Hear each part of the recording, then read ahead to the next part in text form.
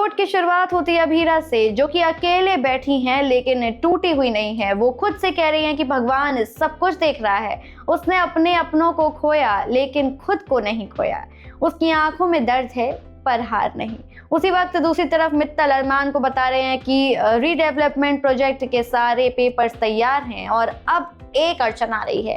Garage की owner sign करने से मना कर रही है, ना वो खुद साइन कर रही है ना किसी और को करने दे रही है।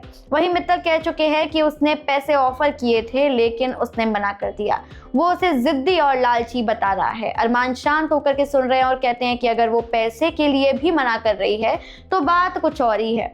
मित्तल के शब्दों में एक एटीट्यूड साफ है। वो चाहता है कि उस लेडी को सबक सिखाया जाए। अरमान साफ कह देते हैं कि वो ये मामला कानूनी तरीके से हैंडल करेंगे और उसे अंदाजा भी नहीं है कि जिस लेडी की बात वो कर रही है वो है अभीरा। उधर भाई घर पर मुक्ति अभीरा के चोट के निशान देखती है, पूछती है कैसे हुआ, तो वहीं अभीरा बात को टाल देती है। लेकिन मुक्ति समझ जाती है कि वो कुछ तो छुपा रही है।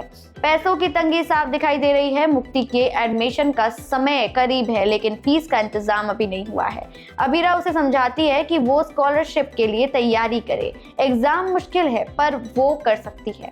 अभीरा के अंदर का डर साफ है, अगर पैसे नहीं जुटे तो मुक्ति का सपना टूट जाएगा और वो अकेले में कंप्यूटर पर कुछ चेक करने चली जाती है। कुछ चेक करने के लिए भाई जा रही है, यहाँ पर शायद लोन या मेल का जवाब। उसकी आंखों में उम्मीद और बेचैनी दोनों नजर आ रही है। भाई एक छोटा सा प्यारा सा पल उसकी आंखों सामने आता है। मुक्ति अपनी माँ के लिए स्पीकर लेकर आती है। अभीरा चौंक चुकी हैं और ये कहाँ से आया कहती हैं, तो वहीं मुक्ति बताती है कि किसी ने नया स्पीकर खरीदा तो उसे पुराना दे दिया है।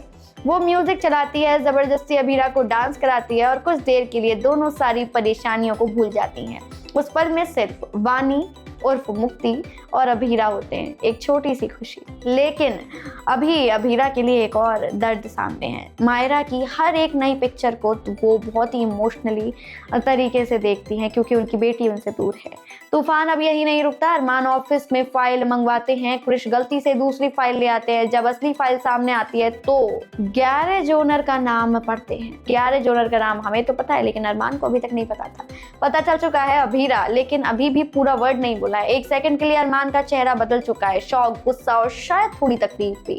उसे समझ आता है कि जिस औरत से वो कानूनी लड़ाई लड़ने जा रहा है वो वही है जिसे वो कभी अपने दिल से निकाल नहीं पाया। अब आगे के एपिसोड में भाई अभीरा अरमान के स्टाफ को डांट रही होंगी, कह रही होंगी कि अगर बात करनी है तो मालिक को खुद आना चाहिए और अरमान यहीं कृष से कह देते हैं गैरेज ओनर अभीरा है क्या।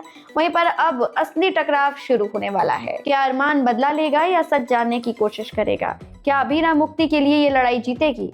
और जब सच सामने आएगा तो क्या ये रिश्ता फिर से कोई नाम बना पाएगा? देखना ना भूलें ये रिश्ता क्या कहलाता है का नेक्स्ट एपिसोड। टेलीटेशन के साथ जुड़े रहें अपकमिंग अपडेट के लिए और टेलीटेशन को सब्सक्राइब करना बिल्कुल ना भूलें।